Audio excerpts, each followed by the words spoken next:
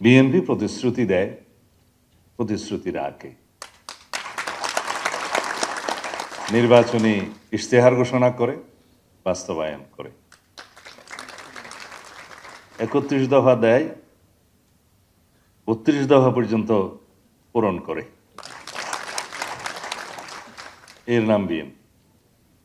আমরা শহীদ রাষ্ট্রপতি জিয়াউর রহমানকে দেখে ছাত্র রাজনীতিতে যোগদান করেছিলাম, কারণ তিনি উৎপাদনমুখী শিক্ষা ব্যবস্থার কথা বলেছিলেন, বেকার সৃষ্টির কোনো কথা বলেননি।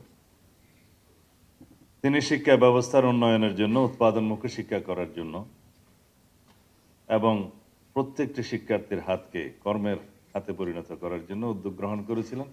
কারিগরি শিক্ষা সহ সকল উদ্যোগ তার সময়ে গৃহীত হয়েছে। সাক্ষরতার হার বৃদ্ধির জন্য তিনি গণশিক্ষা শুরু করেছিলেন। বহু বছর সেই গণশিক্ষা কার্যক্রমের মধ্য দিয়ে যারা জীবনে দস্তখত শিখতে পারেননি তারা দস্তখত করে মৃত্যুবরণ করেছেন। শিক্ষার হার বেড়েছিল।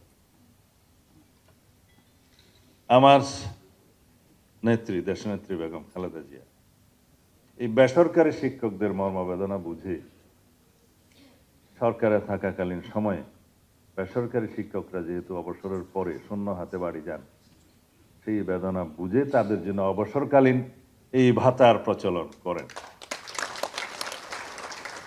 শিক্ষক কল্যাণ ট্রাস্ট তো আছেই। আজকে আমি শিক্ষা সচিবের কাছে শুনলাম যে একজন কমপক্ষে খুব সম্ভবত 6 থেকে 7 লাখ টাকা করে এই অবসর সুবিধা পাবে, 5, 6, 7 লাখ এভাবে। এটা একজন দরিদ্র স্কুল শিক্ষকের জন্য, যিনি গ্রামে বসে আছেন, সেটা অনেক বেশি মাইনে রাখে। এবং বাড়িতে বসে ব্যাংক অ্যাকাউন্টে E22 প্লাসে ডিজিটালাইজ পদ্ধতিতে তার টাকা তার ব্যাংক অ্যাকাউন্টে ঢুকছে, 1 টাকাও কোথাও উৎকুচ দিতে হবে না। আপনি বাস্তবায়ন করেছেন। অনেকে গতকালকে বলছে আগামী 2 দিন পর তো সরকারের 180 দিন পূর্ণ হবে, আপনারা কি কি বাস্তবায়ন করেছেন। এগুলো দেখে যান বাস্তবায়ন। এটা আমাদের ইশতেহারে ছিল না, এটা 32 নম্বর।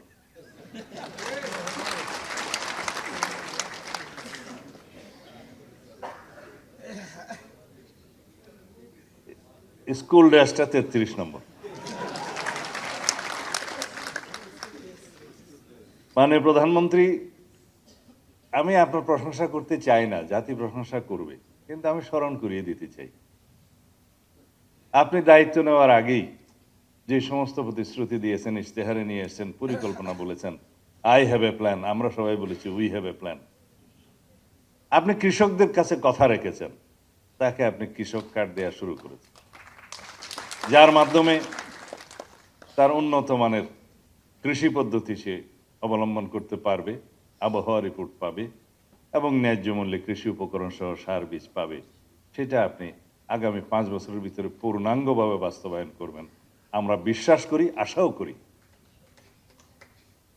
আপনি এই দেশের দরিদ্র মা বোনদেরকে ভুলেন নাই, বলেছেন ফ্যামিলি কার্ড দিবেন।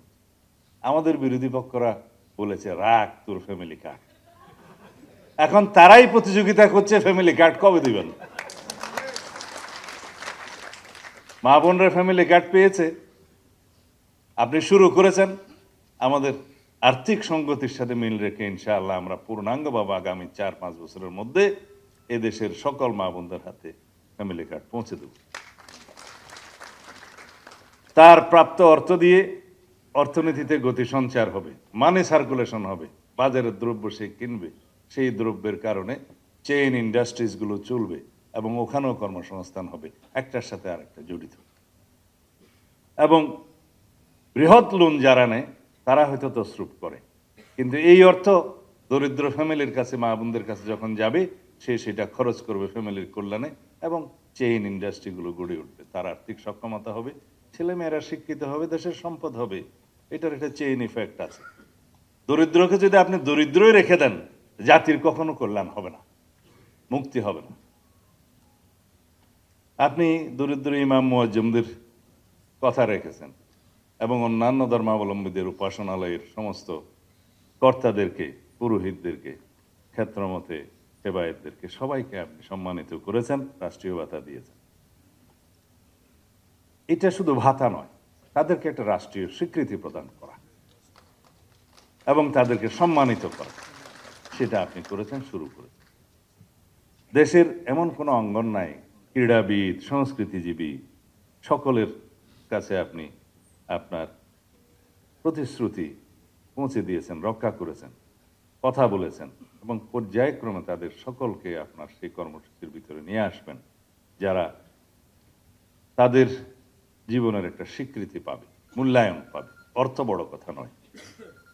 এভাবে পরিবেশ প্রতিবেশ সংরক্ষণের জন্য, দেশের কৃষি উন্নয়নের জন্য, কৃষি উৎপাদন বাড়ানোর জন্য, মৎস্য উৎপাদন বাড়ানোর জন্য, লাইভ স্টক বাড়ানোর জন্য, পরিবেশ সংরক্ষণ করার জন্য খাল খননের মধ্য দিয়ে এবং বৃক্ষরোপণের মধ্য দিয়ে আপনি যে কর্মসূচি শুরু করেছেন, সেটা বাংলাদেশকে একটা সাস্টেইনেবল ডেভেলপমেন্টের দিকে নিয়ে যাবে।